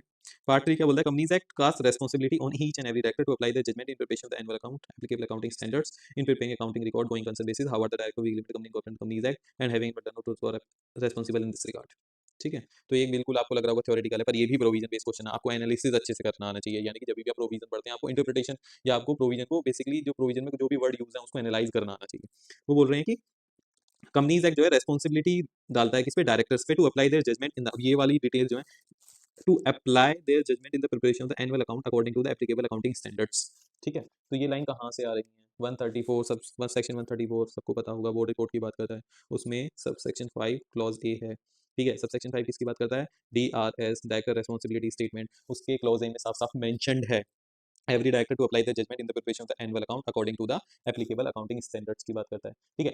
Apply their judgement in the preparation of the annual account, ये बेसिकली 134 सबसेक्शन 5 क्लॉज एम है। एप्लीकेबल अकाउंटिंग स्टैंडर्ड वाली बात बी क्लॉज में लिखी हुई है, ठीक है, कि जो भी हमारे एनुअल अकाउंट प्रिपेयर होंगे उन पे बेसिकली अकाउंटिंग स्टैंडर्ड एप्लीकेबल होंगे और उसके अकॉर्डिंग ही हमारे एनुअल अकाउंट प्रिपेयर किए जाएंगे। किसके अकॉर्डिंग? एप्लीकेबल अकाउंटिंग स्टैंडर्ड के। तो ये 134 सबसेक्शन 5 और क्लॉज बी में लिखा हुआ है। उसके बाद preparing accounting standard on going concern basis, ये भी अगेन कीवर्ड है, ये भी 134 सबसेक्शन 5 क्लॉज डी की बात करता है, क्लॉज डी में, कि अकाउंट जो है वो गोइंग कंसर्न बेसिस पे बनेंगे, ठीक है। तो ये टोटली क्वेश्चन जो है चैप्टर नंबर 1 का क्वेश्चन है और डायरेक्टर रेस्पॉन्सिबिलिटी स्टेटमेंट के ऊपर ये क्वेश्चन आया हुआ था। तो आपको 134 सबसेक्शन 5 मेंशन करना था, इसमें यही आइडेंटिफाई करना था आपको कि कौन सा प्रोविजन एप्लीकेबल हो रहा है। तो बेसिकली 134 सबसेक्शन 5 जो है उसमें डायरेक्टर रेस्पॉन्सिबिलिटी स्टेटमेंट के ए टू ई पार्ट लिखे हुए हैं, ABCDE करके सारे पॉइंटर्स दिए हुए हैं, ठीक है, आपको वो भी मेंशन करने थे। और 134.5 जो है DRS, डायरेक्टर रेस्पॉन्सिबिलिटी स्टेटमेंट, एक बोर्ड रिपोर्ट का पार्ट बनता है। तो अल्टीमेटली बोर्ड ये मेंशन कर रहा है डायरेक्टर रेस्पॉन्सिबिलिटी स्टेटमेंट, ठीक है। तो ये अल्टीमेटली सारे डायरेक्टर की क्या है? एक रेस्पॉन्सिबिलिटी है, ठीक है। तो ये आपको 5 मार्क्स के अंदर लिखना था। सारे डायरेक्टर के ऊपर रेस्पॉन्सिबिलिटी आ गई ना इन सब चीज की, तो ये आपको मेंशन करना था। Next, pre certification of form is not a routine और mechanical exercise but is a serious and the involved work calling for sound application of mind in verifying the amendments made in the respective forms after due consideration of the provision of the act, read with the relevant rules and comment, ठीक है। तो ये concept base है, comment देखिए आप, comment word लिखा हुआ है, कॉन्सेप्ट बेस है। कौन सा कॉन्सेप्ट लग रहा है सर? प्री सर्टिफिकेशन का कॉन्सेप्ट आपको मेंशन करना था इसमें। सिंपल 5 नंबर के ऊपर ये क्वेश्चन आया हुआ था, प्री सर्टिफिकेशन के ऊपर आपको बेसिकली एक पेज लिखना था, ठीक है। ये सब मॉड्यूल की लाइन ही है, आपको लग रहा होगा लाइन वो खुद बनाता है, ICSI मॉड्यूल से ही ले रहा है। Not a routine but is a serious in calling of sound application. ये आपके जहाँ प्री सर्टिफिकेशन मॉड्यूल में डिफाइंड है वहीं पे ही ये लाइन है, pre certification form is not a routine और the mechanical exercise but is serious in the involve work. तो ये आपको प्री सर्टिफिकेशन के कॉन्सेप्ट में आया था और एक्सप्लेन करना था प्री सर्टिफिकेशन रूल 8A के बारे में आपको भी लिखना था। डिक्लेरेशन का प्री सर्टिफिकेशन में हम एक बेसिकली डिक्लेरेशन भी देता है इस प्रैक्टिसिंग कंपनी सेक्रेटरी, ठीक है। तो वो सब आपको बेसिकली एक पेज लिखना था इसमें। चलिए, पार्ट ए हमारा कंप्लीट हो चुका है। पार्ट ए में हमने बेसिकली सारे क्वेश्चन डिस्कस कर लिए हैं, ठीक है। प्रोविजन बेस्ड क्वेश्चन ज्यादा आए हैं पार्ट 1 में से, ठीक है। पार्ट 2 जो कि हमारा 60 मार्क्स की वेटेज रहता है उसको हम डिस्कस कर लेते हैं जल्दी से। Following are the financials of the JKV limited of a public company for the financial year 2025 4 और 25, ठीक है। 24-25 फाइनेंशियल ईयर की बात कर रहा है। JKV लिमिटेड जो कि एक पब्लिक कंपनी है, ठीक है। कुछ फिगर्स दी हुई है, paid up share capital, turnover दिया हुआ है, outstanding loan and bank financial institutions दिए हुए से लोन दिया हुआ है, ठीक है। 30 सितंबर, 31 दिसंबर, 31 मार्च, ठीक है। आगे बढ़ते हैं। You are the chief financial officer of the JKV limited, your director are of that unit secretarial audit is applicable on your company as per the 204 subsection 1 of the company act 2013। यानी कि chief financial officer यानी कि आपके directors का view है क्या कि secretarial audit हमारी कंपनी पे एप्लीकेबल होगा एज पर द सेक्शन 204, ठीक है। और रूल्स भी मेंशन कर दिए विच प्रोवाइड दैट, ये सब सेक्शन की लाइन लिखी हुई है, ठीक है। आपको अल्टीमेटली बेसिकली एडवाइस करना है your director regarding the applicability of the secretarial audit on the JKV limited. यानी कि ये प्योरली क्वेश्चन प्रोविजन के बेस के ऊपर है। Section 204 applicability of secretarial audit आपको पता ही होगा, ठीक है। हमारी 3 थ्रेशोल्ड्स दी हुई हैं, paid up share capital, turnover and outstanding loan और बोरिंग्स। ये दोनों बेसिकली पब्लिक कंपनी के ऊपर लगती हैं और आउटस्टैंडिंग लोन और बोरिंग एवरी कंपनी के ऊपर लगती है, ठीक है। पेड अप शेयर कैपिटल कितना है? 50 करोड़ होना चाहिए। थोड़ा साफ साफ लिख लेते हैं, ठीक है, जिससे दिक्कत ना हो। Paid up share capital basically कितना? 50 करोड़ और मोर। टर्नओवर जो है 250 करोड़ और मोर। और आउटस्टैंडिंग लोन और बोरिंग जो एवरी कंपनी के बारे में लिखा हुआ है वो कितना? 100 करोड़ और मोर, ठीक है। ये 3 लिमिट दी हुई है। अच्छा, अब इसमें इंटरेस्टिंग बात पता है क्या है? ये सभी बच्चे लर्न कर लेते हैं ये सारी लिमिट्स। इंपॉर्टेंट बात क्या है? एक्सप्लेनेशन। इसके रूल में एक्सप्लेनेशन में ये भी दे रखा है ये लिमिट कौन सी डेट को चेक करनी है। तो एक्सप्लेनेशन में लिखा हुआ है कि ये जो डिटेल्स हैं, ये जो क्राइटेरिया है वो कब चेक करना है, कौन सी डेट का चेक करना है। तो सिंपल सा इसमें लिखा हुआ है, ठीक है। तो एक्सप्लेनेशन में लिखा हुआ है कि paid up share capital, turnover, borrowing जो है last date of the audited financial statement. कौन सा date? Last date of audited financial statement, वो वाली डेट आपको पकड़नी है और उसके बेसिस पे ये चेक करना है कि क्या मेरे कंपनी के ऊपर सेक्रेटरियल ऑडिट एप्लीकेबल होगी या नहीं होगी, ठीक है। तो देख लेते हैं एक बार। Last date of the audited financial statement 24-25 के लिए 24-25 की डिटेल्स दी हुई, ठीक है। तो 24-25 की बेसिस की डिटेल्स पे मैं देखूंगा मेरे 25-26 पे सेक्रेटरियल ऑडिट एप्लीकेबल नहीं होगी। जब मैं 25-26 के लिए देखूंगा कि मेरी कंपनी के ऊपर सेक्रेटरियल ऑडिट एप्लीकेबल है या नहीं है, तो लेटेस्ट डेट क्या होगी फाइनेंशियल स्टेटमेंट की जो कि ऑडिटेड हो? 31 मार्च ही होगी। मैं 24 की तो नहीं देखूंगा 25-26 में खड़े हो गए। 30 सितंबर की 24 की देख लेता हूँ, 31 दिसंबर 24 की देख लेता हूँ, बिल्कुल भी नहीं। Latest audited financial statement, last date of the audited financial statement क्या होगी, 31 मार्च 25 ही होगी। और इस डेट में मैं देखूंगा कि मेरी पेड शेयर कैपिटल 45 करोड़ है, टर्नओवर 240 करोड़ है, बोरिंग 94 करोड़ है, तो एक भी थ्रेशोल्ड मेरी मीट नहीं हो रही, यानी कि सेक्रेटरियल ऑडिट मेरी कंपनी पे एप्लीकेबल नहीं होगा। ठीक है, तो क्या करना था इस क्वेश्चन में, प्योरली प्रोविजन बेस्ड था, as per the section 204 of the companies act 2013। आपको रूल भी मेंशन करना था, आपको क्राइटेरिया भी लिखना था। ठीक है, और आपको फिर बेसिकली जो फैक्ट्स दिए हुए हैं उनको बेसिकली एनालाइज करना था, तो वो सब आपको लिखना था, एंड फाइनली आपको आंसर कंक्लूड करना था 1 लाइन और 2 लाइन बेस कि सेक्रेटरियल ऑडिट कंपनी पे एप्लीकेबल होगा या नहीं होगा। तो आप देख रहे हैं कि प्रोविजन है, ठीक है, प्रोविजन पूछा है, पर कितनी माइन्यूट और की डिटेल पूछा है। एक्सप्लेनेशन में, ये क्वेश्चन एक्सप्लेनेशन में से आया है, ये मान के चलो आप कि अगर किसी बच्चे ने ये एक्सप्लेनेशन नहीं, किसी स्टूडेंट ने अगर ये एक्सप्लेनेशन नहीं पढ़ी है कि last date of the audit financial, वो इसका आंसर दे ही नहीं पाएगा। ठीक है, तो जो आपको प्रिपरेशन करनी है वो आपको प्रोविजन जो पढ़ने हैं वो बेसिकली रूल्स भी पढ़ने हैं, एक्सप्लेनेशन भी पढ़नी है, वो सारी चीज़ें पढ़नी है। और चैप्टर नंबर 13 का क्वेश्चन है ये। ठीक है, क्योंकि सेक्रेटरियल ऑडिट वहीं पे है, सेक्शन 204 में चैप्टर नंबर 13 सेक्रेटरियल ऑडिट है चैप्टर का नाम, वहीं से क्वेश्चन आया हुआ है। चलिए नेक्स्ट पार्ट पढ़ते हैं। The director of the RKG Limited, a company incorporated in the Companies Act 2013, suspected there are many instances into the practice of corruption and misappropriation of the asset in the working of their company. अब यहीं पे ही keywords लिखे हुए हैं, आपको question बहुत ध्यान से पढ़ने की जरूरत है। सस्पेक्ट है किस चीज का, practice of the corruption and misappropriation of the asset in the working of their company, यानी कि मिसएप्रोप्रिएशन ऑफ एसेट है, करप्शन चल रहा है कंपनीज की वर्किंग में, और बोर्ड ने क्या डिसाइड किया है, to undertake an audit in order to assess the overall position of the company. तो कौन सी ऑडिट एप्लीकेबल होगी, तो सबको पता है, ये तो बहुत ईजी क्वेश्चन है, जहां पे आपको सीधा कीवर्ड दे रखा है क्या, corruption and misappropriation of the assets. तो आपको एनालाइज करने की जरूरत है कि ये कौन सी ऑडिट है, तो ये फोरेंसिक ऑडिट की बात कर रहे हैं। तो फोरेंसिक ऑडिट ही में ही आता है ना, मिसएप्रोप्रिएट कर रहे हैं आपके, ठीक है, एसेट मिसएप्रोप्रिएशन कर रहे हैं, करप्शन कर रहे हैं, फाइनेंशियल स्टेटमेंट फ्रॉड हो रहा है, तो ये सब आपको बेसिकली यहाँ पे मेंशन करना था। तो पर्पस भी मेंशन करना था, और बेसिकली डिटेल देनी, यानी कि आपको फोरेंसिक ऑडिट है वो एक्सप्लेन भी करना था, और उसका पर्पस भी लिखना था। ठीक है, तो ये 5 नंबर का क्वेश्चन था, ये थोड़ा इजी था, मैं बोलूंगा डायरेक्ट भी नहीं था, पर आपको एनालाइज करना था कि ये करप्शन और मिसएप्रोप्रिएशन ऑफ एसेट्स ये सब कौन से ऑडिट का पार्ट होती हैं, तो बेसिकली फोरेंसिक ऑडिट का पार्ट होती हैं। चैप्टर नंबर 8 से ये क्वेश्चन आया हुआ था, जहाँ पे बेसिकली टाइप ऑफ ऑडिट्स की बात करता है, जहाँ पे सारी ऑडिट्स दे रखी हैं।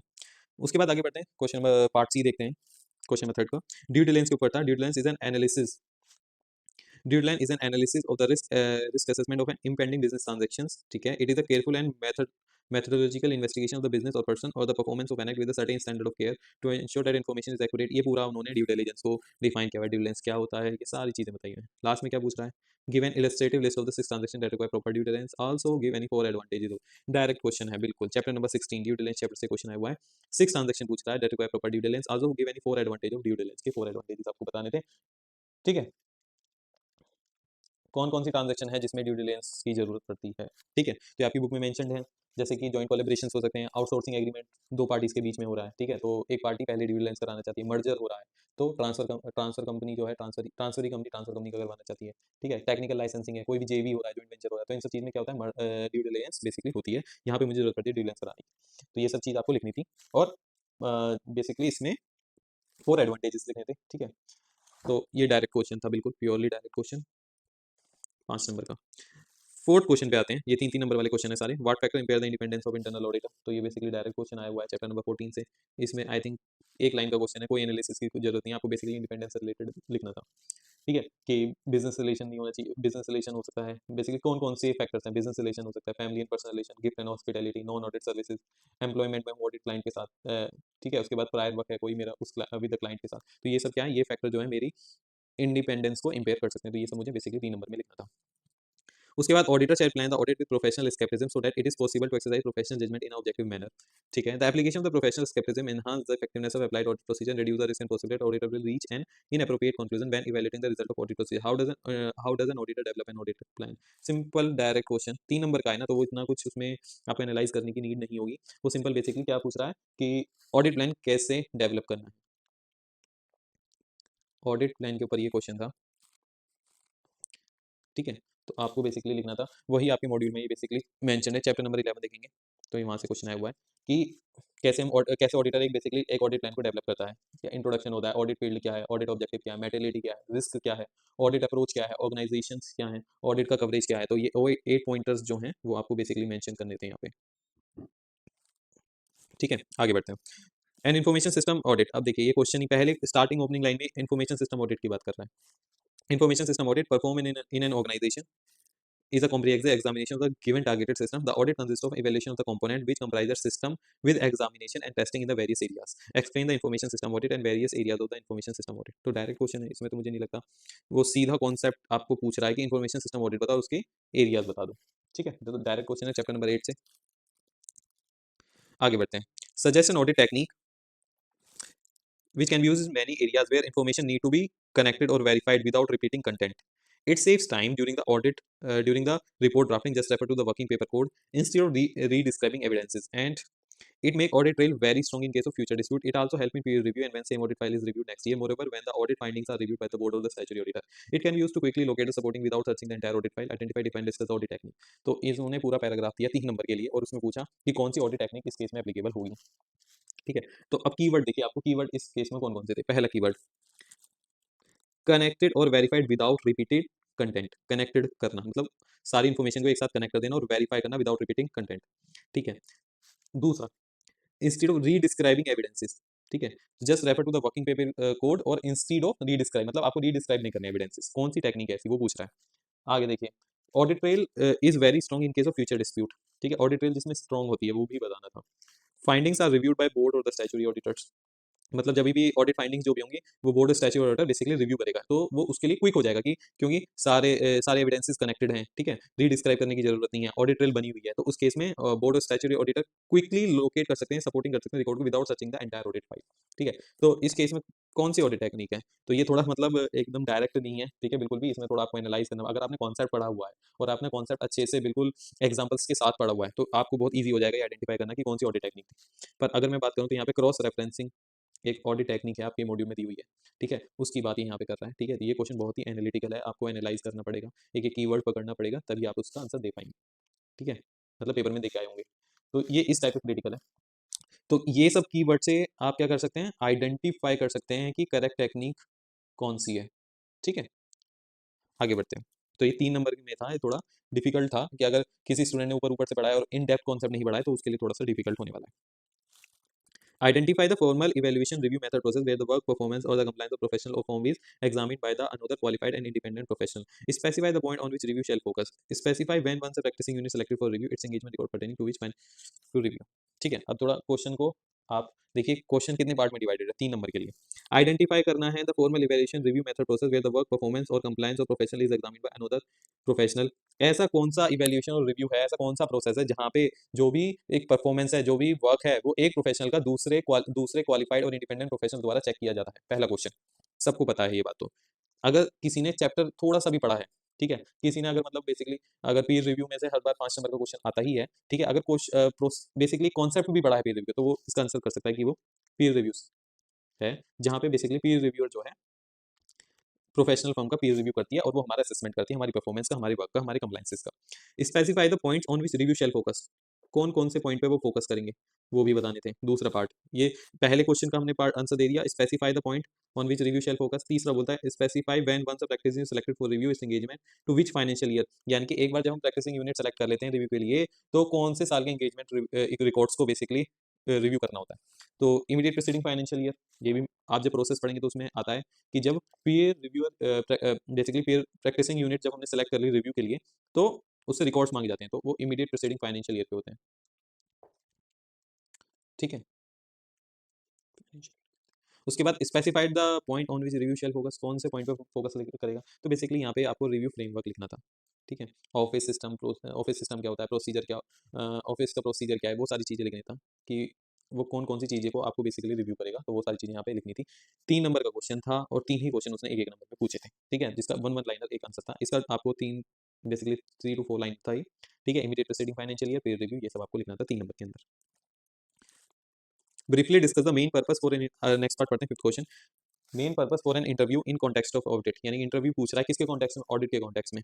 Can an interview have all the purpose at the same time? Can an interview have all those purposes at the same time? The interview technique can be gainfully used in a structured and unstructured manner to elicit information from the entity both in planning phase as well as execution. Explain. अब ये क्या है, interview के बारे में पूछ रहा है किसमें, ऑडिट के कॉन्टेक्स्ट में, ठीक है। क्या इंटरव्यू टेक्निक जो है बेसिकली एक ऑडिट टेक्निक है इंटरव्यू, जब आप पूरा चैप्टर पढ़ेंगे तो उसमें एक टेक्निक आएगी interaction in interviews, interaction through interviews, ठीक है। तो इंटरेक्शन थ्रू इंटरव्यू जो हम टेक्निक पढ़ते हैं तो उसमें बेसिकली ओरिएंटेशन होता है, एग्जामिनेशन होता है, कंफर्मेशन होता है, ठीक है। तो वो सब आपको यहाँ पे लिखना था सिंपल सा, कि इंटरेक्शन थ्रू इंटरव्यू को आपको एक्सप्लेन करना था, उसके बेसिकली मोड्स लिखने थे, ओरिएंटेशन, एग्जामिनेशन और कंफर्मेशन, ठीक है। तो ये एक डायरेक्ट क्वेश्चन था, ठीक है। थोड़ा सा अब आप इंटरव्यू के बारे में पूछ रहा है, ऑडिट का रेलेवेंस दे रहा है, ठीक है, टेक्निक बोल रहा है, इंटरव्यू टेक्निक, तो आप इतना तो पकड़ ही लेंगे कि ये इंटरेक्शन थ्रू इंटरव्यू के बारे में बात कर रहा है और उस कॉन्सेप्ट को और आपको एक्सप्लेन करना था, ठीक है। चैप्टर नंबर 10 का ये क्वेश्चन था, ठीक है, ऑडिट टेक्निक से। उसके बाद after the exit meeting and the completion of the audit procedure, the audit should prepare an executive summary of the audit findings, comment and elucidate what is included in the executive summary. Simple direct question है ये, ठीक है। Chapter number 12 में से ये question आया हुआ है। एग्जीक्यूटिव समरी बतानी थी आपको, दो पार्ट में क्वेश्चन डिवाइडेड था। पहला ये वाला पार्ट है पहला, prepare an executive summary of the audit findings, और उसका कंटेंट बताना था, ठीक है। दो पार्ट में डिवाइडेड था। पहला एग्जीक्यूटिव समरी को आपको एक्सप्लेन करना था, and in the next part आपको basically content of executive summary बताना था। अच्छा, आप अभी तक देख रहे होंगे कि मैंने जितने भी क्वेश्चन एनालाइज किए हैं, समय कितने पार्ट में डिवाइडेड था, कितने पार्ट में डिवाइडेड था, प्रोविजन भी था। ये मैं क्यों बता रहा हूँ पार्ट में क्यों डिवाइड, क्योंकि जब तक हम आईसीएसआई के क्वेश्चन की डिमांड को एनालाइज नहीं करेंगे तब तक हम उसको आंसर को लिखेंगे कैसे। यानी कि पहले हमें देखना पड़ेगा ना कि क्वेश्चन में वो डिमांड क्या कर रहा है हमसे, तभी तो हम एक पूरा प्रॉपर आंसर लिख पाएंगे। तो इसलिए मैं एक एक चीज इसलिए देख रहा हूँ कि कितने पार्ट में वो क्या क्या पूछ रहा है, हम उसको जो जो वो डिमांड कर रहा है उसको वो लिख के आंसर कॉपी में हम लिख पाएंगे। उसके बाद सी पार्ट में पढ़ते हैं, a change may not be considered reasonable if it appear that the change relate to information that is incorrect, incomplete और otherwise unsatisfactory, justify your answer with an example and explaining when there would be changes in terms of engagement, ठीक है। Change in the terms of engagement का question है ये, ठीक है, when there should be change in the terms of the engagement, elucidate what precautions the auditor should take while accepting the change in terms of an audit engagement.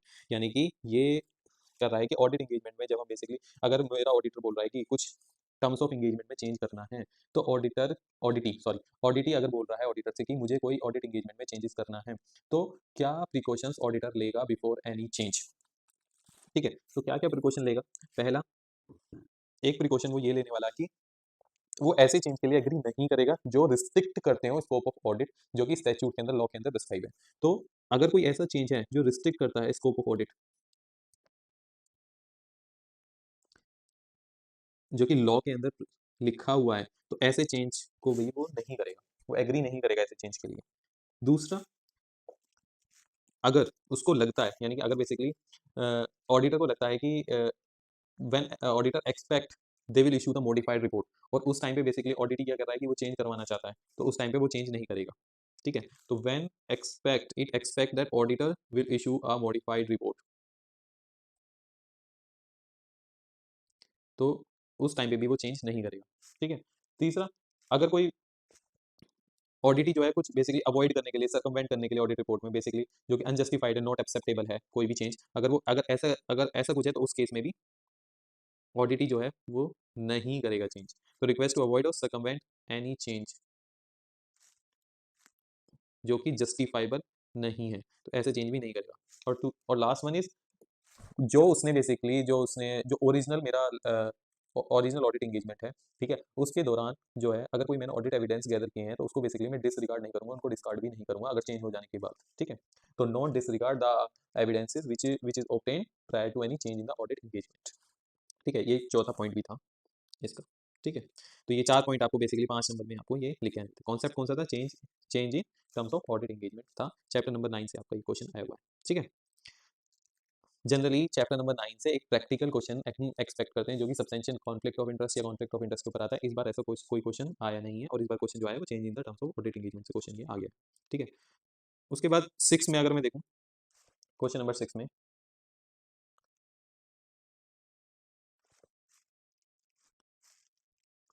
Question number 6 में अगर आप देखेंगे,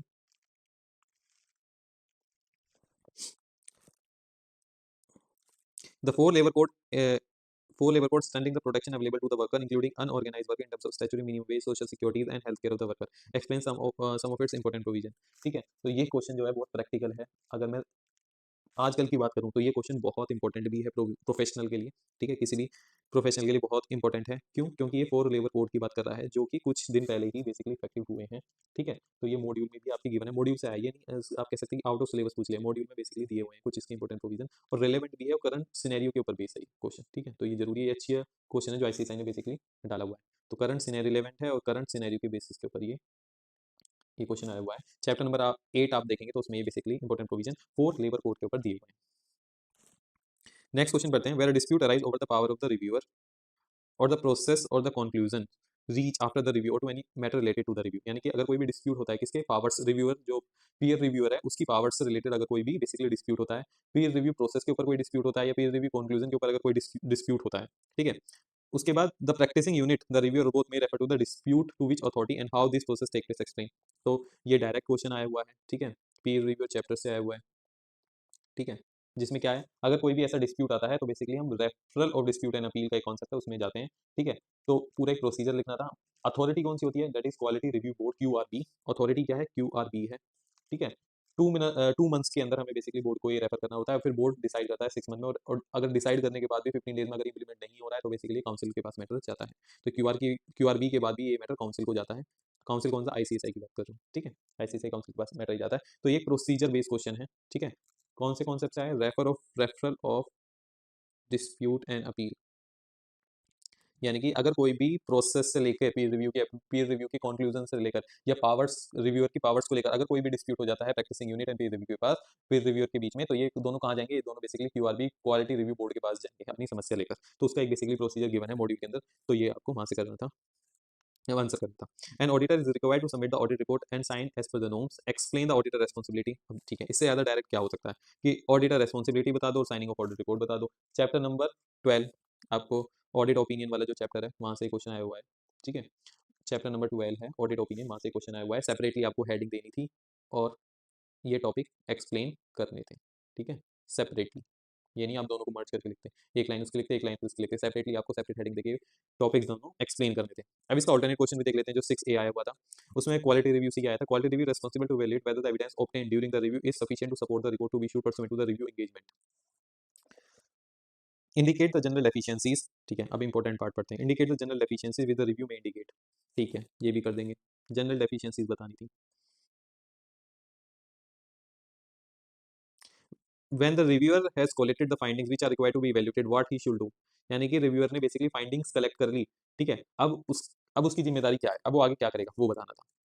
इन evaluating the findings of the quality review some material deficiencies were notice, ठीक है, कुछ material deficiency peer reviewer ने basically notice करी है, that were independence and ethical breaches, ठीक है, deficiencies in engagement performance quality control leadership responsibility failure में कोई बेसिकली डेफिशिएंसीज हमारे पीयर रिव्यूअर ने आइडेंटिफाई करी। उसके बाद elucidate the presence of which other event will indicate the existence of material deficiencies in the policies and the procedures, ठीक है। तो अब आप इसमें ध्यान दें, बहुत कुछ पूछ लिया 5 नंबर में, ठीक है। पहला उसने पूछा जनरल डेफिशिएंसीज बता दो, विल द रिव्यूअर में इंडिकेट, ठीक है। दूसरा वो करेगा क्या फाइंडिंग्स कलेक्ट करने के बाद? अगर उसने डेफिशिएंसीज नोटिस कर ली, ठीक है, उसके बाद जब उसने डेफिशिएंसीज नोटिस करी तो in evaluating the finding of the quality review some material deficiencies were noticed that were independent ethical in engagement quality control। यहाँ कोई क्वेश्चन नहीं है, वो पूछ रहा है presence of which other event will indicate the existence of other events क्या होंगे, वो ये पूछ रहा है other events क्या होंगे जो इंडिकेट करेंगे existence of the material deficiencies in the policy and procedure. तो क्वेश्चन जो है मेरा वो 3 पार्ट में डिवाइडेड है, ठीक है, 3 पार्ट में क्वेश्चन डिवाइडेड है, तो मैं बेसिकली 3 सेपरेट पैराग्राफ में इसको लिख के आऊंगा। तो रिव्यूअर क्या इंडिकेट करेगा? The reviewer indicate the general deficiency with the reviewer में इंडिकेट, तो जनरल डेफिशिएंसी में रिव्यूअर क्या मेरा इंडिकेट करेगा? Deficiencies in the policies and the procedure जो बेसिकली प्रैक्टिसिंग यूनिट में एप्लीकेबल या अपने उनके ऑफिस में पॉलिसीज एंड प्रोसीजर है, अगर उनमें कोई डेफिशिएंसी है वो मैं देखूंगा, ठीक है। उनके जो प्रोसेसेस हैं वो डिजाइन नहीं है, परफॉर्म नहीं कर रहे, अगर कुछ मुझे ऐसा एविडेंस मिल रहा है तो मैं वो देखूंगा, ठीक है। और क्या देख सकता हूँ? या फिर कोई वो बेसिकली सर्विस दे रहे हैं तो वो in accordance with the technical standard नहीं है, तो मैं वो भी सब यहाँ पे लिखूंगा, ठीक है। तो 3-4 पॉइंट में इसका आपको आंसर लिखना था कि जनरल एफिशिएंसीज क्या होंगी जब रिव्यूअर जो बेसिकली इंडिकेट करेगा। दूसरा व्हाट शुड ही डू, वो करेगा क्या? तो बेसिकली एविडेंस बोल रहा हूँ, क्या दे रखा है आपके क्वेश्चन में? फाइंडिंग्स, बेसिकली फाइंडिंग्स गैदर करने के बाद क्वालिटी पीयर रिव्यूअर करेगा क्या? तो बेसिकली कम्युनिकेट करेगा प्रैक्टिसिंग यूनिट को, और उसको बेसिकली क्या करेगा, उससे कुछ टाइम मांगेगा। अब वो बेसिकली क्या रेस्पॉन्ड करने के लिए उससे, ठीक है, तो क्या करेगा? कम्युनिकेट करेगा प्रैक्टिसिंग यूनिट को और अलाउ करेगा reasonable time to respond queries, उसकी क्वेरीज को रेस्पॉन्ड करेगा, ठीक है। उसके बाद अगर मैं बात करूं कि which other point would indicate the existence of the material deficiencies in the policies and the procedure. तो वही है, आपके मॉड्यूल में आपको एक बार रेफर करना पड़ेगा, तो वहाँ पॉइंटर्स दे रखे हैं कुछ, ठीक है, जो इंडिकेट करते हैं existence of the material deficiencies in the policies and the procedure, ठीक है। यानी कि या एक दो एग्जांपल के तौर पे ऐसा हो सकता है कि non compliance on the part of the senior management of the practising unit, अगर उनके पार्ट पे ही कोई नॉन कंप्लायंस है, ठीक है, तो वो इंडिकेट करता है क्या कि मटेरियल डेफिशिएंसीज एग्जिस्ट करती है, नॉन कंप्लायंस है कोई भी एस्टैब्लिश पॉलिसी एंड प्रोसीजर्स में, ठीक है, तो वो सारी बातें मुझको यहाँ पे लिखनी थी। थ्योरेटिकल क्वेश्चन था पूरा, ठीक है, आपको दे रखा था कि आपको लिखना क्या है, डायरेक्ट डायरेक्ट आपको कोई एनालाइज नहीं करना था, ठीक है। उसके बाद सेकंड पार्ट में अगर हम देखें नॉन डिस्क्लोजर एग्रीमेंट, एनडीए की बात कर रहा है, तो ये ड्यू डिलिजेंस वाले चैप्टर में क्वेश्चन आया हुआ है, चैप्टर नंबर 16 है आपका। is defined as legally enforceable contact that create a confidential relationship between a person who holds some kind of trade secret and a person to whom the secret will be disclosed। उसने ND को explain किया हुआ है यहाँ पे, main part यहाँ से आता है। Give the content of the direct question, give the content of the non disclosure agreement and under due diligence, यानी कि आपको नॉन डिस्क्लोजर एग्रीमेंट के कंटेंट, तो क्या मैं बोलूँ ये थोड़ा ड्राफ्टिंग वाला क्वेश्चन था, जिसमें मुझसे ड्राफ्टिंग तो नहीं करवाई पर ड्राफ्टिंग का कंटेंट मांग लिया उसने मुझसे, ठीक है। तो आप इसको कैसे लिखोगे, सबसे पहले आप एनडीए को थोड़ा एक्सप्लेन करोगे, ठीक है, 2 लाइन। बुक में जो है कंटेंट बहुत कम दे रखा है, ठीक है, कंटेंट ऑफ एनटीए का जो कंटेंट है वो बहुत ही लेस है, ठीक है। क्या क्या दे रखा है, definition and exclusion of confidential information क्या होती है, ठीक है। यानी कि इसमें मैं बताऊं, जब भी आप एनडीए, अगर आपने एनडीए ड्राफ्ट, जो स्टूडेंट बेसिकली ट्रेनिंग कर रहे हैं, उन्होंने उन्होंने बेसिकली एनडीए अगर कभी ड्राफ्ट किया होगा तो उसमें देखा होगा कि सबसे पहले हम डिफाइन करते हैं व्हाट इज कॉन्फिडेंशियल इन्फॉर्मेशन, ठीक है, किस कौन कौन सी पार्टी इसके ऊपर एप्लीकेबल होगा, ठीक है। उसके बाद टेन्योर लिखते हैं, ठीक है, उस एग्रीमेंट का टेन्योर कितना होगा, ठीक है। उसके बाद फ्यूचर कॉन्फिडेंशियल, यानी कि एग्रीमेंट एक्सपायर होने के बाद ये जो कॉन्फिडेंशियल एग्रीमेंट है ये कब तक एप्लीकेबल रहेगा, मतलब बाइंडिंग रहेगा पार्टीज के ऊपर, वो लिखते हैं, ठीक है। किस किस सिनेरियोज में बेसिकली मान लिया जाएगा कि आप ब्रीच ऑफ कॉन्फिडेंशियलिटी है, ठीक है। उसके बाद कुछ डैमेजेस हुए तो बेसिकली इंडेमनिफिकेशन का पॉइंट रहता है, तो ये सब क्या है, ये सब content of the confident and non disclose agreement, या मैं इसे कॉन्फिडेंशियलिटी एग्रीमेंट भी बोल सकता हूँ, ठीक है। तो उसके बारे में लिखा था, बुक में क्या लिखा हुआ था, डेफिनेशन लिखा था, एक्सक्लूजन ऑफ कॉन्फिडेंशियल इन्फॉर्मेशन लिखा हुआ है, obligation from all the parties, obligation लिखी हुई है, ठीक है। सिर्फ ये 2 पॉइंट ही लिखे हुए हैं, 5 नंबर का क्वेश्चन था। तो मुझे क्या लगता है कि मेरा क्या ओपिनियन है इसमें कि एनडीए का जो एग्रीमेंट आपकी बुक में लिखा हुआ है, ठीक है, एनडीए का एक ड्राफ्ट बना हुआ है, तो उसका जो कंटेंट है वो आपको भी मेंशन करना होगा इसमें थोड़ा सा, तभी ये मतलब आंसर 5 नंबर में आप लिख के आएंगे। तो जिन स्टूडेंट ने बेसिकली थोड़ा बहुत कंटेंट वहाँ से भी लिखा होगा कि कॉन्फिडेंशियल इन्फॉर्मेशन, कॉन्फिडेंशियल एग्रीमेंट में क्या क्या कंटेंट होता है, ठीक है, अगर 6-7 पॉइंटर आपने लिखे होंगे तो आपको बेसिकली 5 मार्क्स यहाँ पे मिल जाएंगे। Audit sampling is an investigation tool, next part में audit sampling is an investigation tool in which less than 100% of the total items within the population item selected to be audited। ये sampling के ऊपर question है, ठीक है। Starting में दे रखा है audit sampling, it is an audit technique that provide supporting evidence that allow auditor to issue audit opinions without having to the audit every single. तो ये ऑडिट सैम्पलिंग को उसने एक्सप्लेन किया हुआ है, पूछ क्या रहा है, purpose and form of audit sampling. Form of audit sampling, कौन कौन सी फॉर्म होती है ऑडिट सैम्पलिंग की, ये तो डायरेक्ट है, स्टैटिकल होती है, एक नॉन स्टैटिस्टिकल सैम्पलिंग, ठीक है। अच्छा, ऑडिट सैम्पलिंग का पर्पस क्या होता है,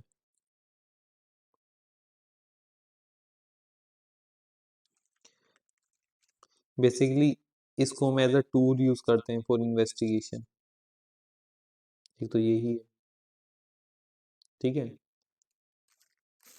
दूसरा, reduce the number of resources used,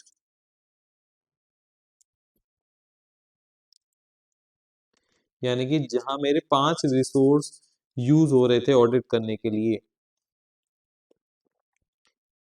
वहां मैं अगर ऑडिट सैम्पलिंग करूंगा तो अब मेरे 2 रिसोर्स ही यूज होंगे, ठीक है। उसके बाद डिटेक्ट कर सकता हूँ फ्रॉड एंड एरर, तो यही सब आपको बेसिकली पर्पस के अंदर लिखना था। तो ये डायरेक्ट क्वेश्चन था जिसमें ऑडिट सैम्पलिंग के ऊपर, जिसमें आपको बेसिकली पर्पस लिखना था और form of audit sampling basically आपको लिखना था, और बस इतना ही ये क्वेश्चन पेपर था। और जिसमें हमने सारे question basically word to word discuss करे, एनालाइज करे, कौन सा थ्योरेटिकल था, ठीक है। इस वीडियो का पर्पस क्या था, इस वीडियो का पर्पस यही था कि जो बेसिकली आने वाले स्टूडेंट्स हैं, यानी कि जिनका अटेम्प्ट बेसिकली जून 2026 होने वाला है, वो एक बार ये वीडियो देखें और एनालाइज करें कि किस टाइप के क्वेश्चन आईसीएसई पूछता है। और जो स्टूडेंट एग्जाम ऑलरेडी दे के आए हुए हैं वो भी इसको देख सकते हैं, क्या उन्होंने बेसिकली क्यों उनका पेपर, अपने पेपर को बेसिकली एक तरीके से वो रिव्यू कर सकते हैं कि वो क्या पेपर में लिख के आए हैं, वो इस तरीके से ही लिख के आए हैं, इस तरीके से उन्होंने बेसिकली रीड आउट किया था और अपने क्वेश्चन पेपर को अटेम्प्ट किया था। अच्छा, जितनी भी बातें हमने करी इसमें, ठीक है, उसका एक हमने एक पीडीएफ बनाया है,